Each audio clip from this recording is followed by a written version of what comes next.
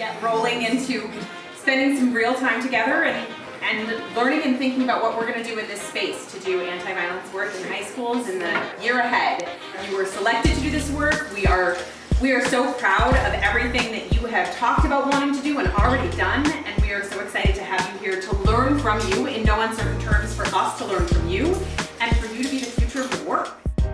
And I can't emphasize enough, like, there are no other organizations on a national level who are bringing high school kids into the work, who are bringing all of the issues that you deal with in high school and that people have been dealing with in high schools for a very long time to the center of the work.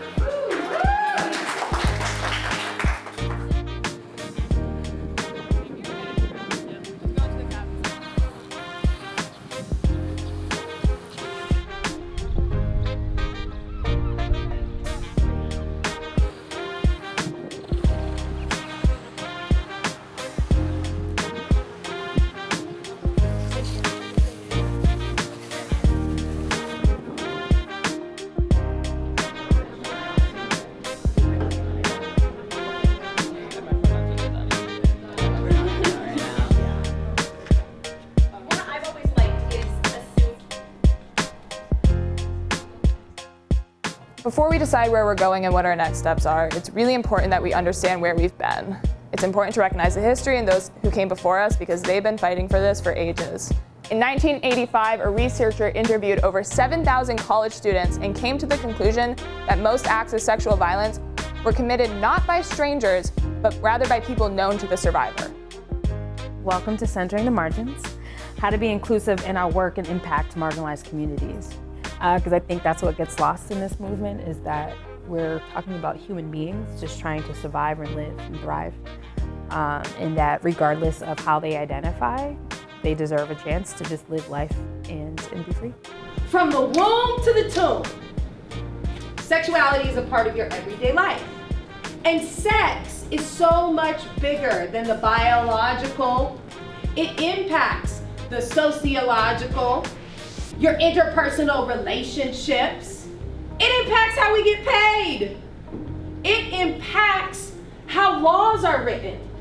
I first need to make sure I feel emotionally safe when I take that risk. Because sexual intercourse is risky. There's no such thing as safe sex, only safer sex.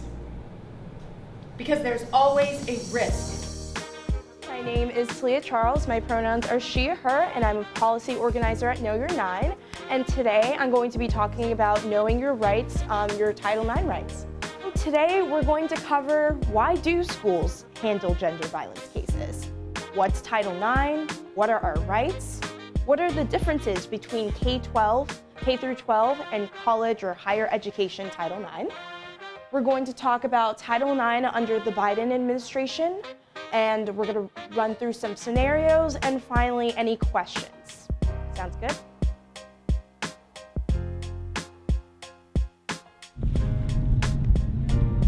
And that's really communication. You can have all the information in the world, but if you can't have a conversation with somebody and you can't actually sit back and know how to communicate your point and how to emotionally manage yourself and somebody else, it's going to be lost. And a lot of times in the field of activism, I know what I learn a lot of is you're not only dealing with the people that you're trying to navigate into the space, you're dealing with the people that you're working with as well. It's a gentle thing to hold, right? There, like as much as there's like so much simplicity behind, men and boys acting better, there are these different layers that are complex inside of it. So. People make decisions, including legislators, in their guts mostly and not in their heads. If all we needed was facts to be right, we would have won this fight already. There'd be great sex education all over the country. There'd be no question because all the facts are on our side. But that's not enough. People are moved to salience and persuasion by emotion, and that's why I'm focusing on how to tell a story. I kind of wanted to see what all your opinions were on stuff like that. Like when you watch things, what do you wish you saw more? What really bothers you? What triggers you? Or does it not bother you at all? Can you differentiate?